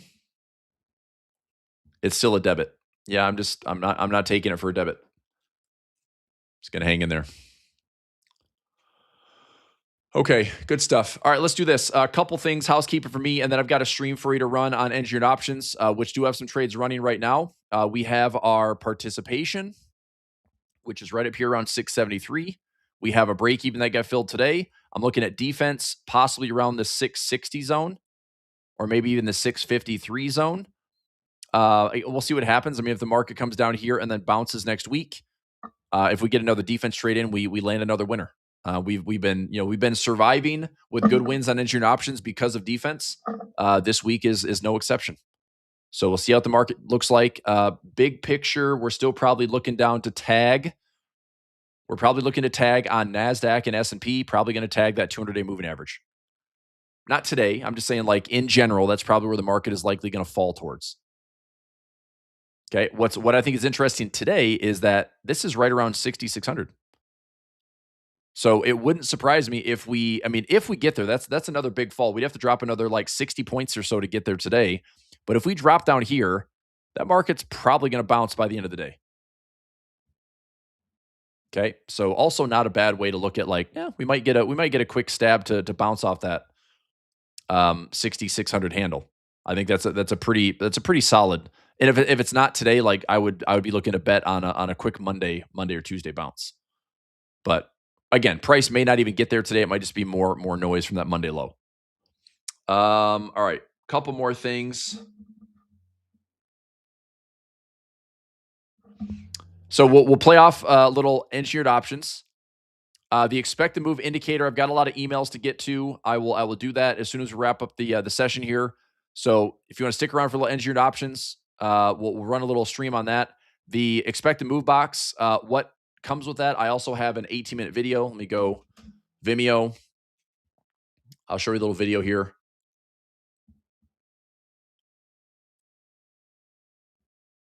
There it is. So 18 minutes just to walk you through exactly what I do day to day with this expected move box. You can trade it on your favorite index, your favorite stock, oil, gold, silver, futures. It works. Just give it a timestamp. It references a 9:30 starting point. So usually I'm always looking to trade around opening bell New York time. But anyway, if you want to email me, chrispulverpub@gmail.com, chrispulverpub@gmail.com, ask me about the expected move. I will send you the link. It's $20. And I'll get you for access in TradingView, and I'll send you the grid link to share and download inside of your Thinkorswim. So if you want it for Thinkorswim or TradingView, it's $20. Okay. All right. Trade session. Do I have anybody that's new today? Is anybody new? If I have anybody that's brand new, one way to get started, I've got some free foundational stuff. Practical Options Quick Guide for $27. One Trade Mastery free session. It's 70 minutes of Here's a way to look at a stock that you like. You want to trade it up. Here's 3 comparisons. Buy a call, do a bull call spread, do a credit spread. Same narrative. I'm bullish on this stock. 3 different ways to trade it. Risk reward, break even cost, total cost to you. It's kind of a good session to pull back the curtain of like, what is an option? Like, why are options good? I'll show you in that video. So you can have that video if you want for free. I put this almost every day in Zoom. So let's go copy this. This is One Trade Mastery. One Trade Mastery. All right, there's a direct play link. So Wayne, you can throw that in a browser and check that out. Like I said, 70 minutes. You can watch it at your convenience. But if that kind of gets you a little bit excited about trading some options, that makes a lot of sense. I can really define my risk and control my risk. Absolutely, you can. And trading options to me is all about making a calculated bet up, down, sideways in the market, and you just trade. You just trade. Last year, I think between all my accounts, I probably logged close to 25 or 30,000 trades. I'm an active trader. Okay. I'm always pruning. I'm always checking. I'm always, dabbling. I'm always adjusting. That's what comes with the territory. I've been doing this for a long time, but it's just really, what is my story of the trade? Do I want to be bullish or bearish, or I think it's going to be more neutral? And we can figure out how to trade it. If you don't know what's going to happen, but you think there's going to be direction, well, I have an entire, scanner built around trades that are likely to give us direction. So we trade both ways. I don't care what the market does. It just goes somewhere. Right? All right. Anyway, let's do this. Deanna, I'm going to send you a quick message here. All right. Okay, cool. All right, so let's start a little engineered option stream. If you want to send me some emails, that's great. chrispulverpub@gmail.com, expected move box. Just type in the subject line, expected move, or send me the indicator. I'll get the link to that. So it's chrispulverpub@gmail.com. And I'll send you those links today. I will have my computer with me this weekend. I'm traveling today. We're going to California for the weekend to get a little quick baby moon. It's we were thinking Hawaii, which would be awesome, but to go for just a weekend is a little much. So we thought if we're going to go to Hawaii, we might as well do it the right way and be gone for like a week. So we're just going to do San Luis Obispo tomorrow. Have a little activity plan, play some golf, hang out at the pool, some beach stuff. I've never been there. My fiance loves it. She says it's really beautiful. So we'll check it out. But I'll have my computer with me. So if I've got more people emailing me for the expected move box, I'll be able to take care of that. No problem. And enjoy some engineered options. I'll see you soon. Thanks, everybody.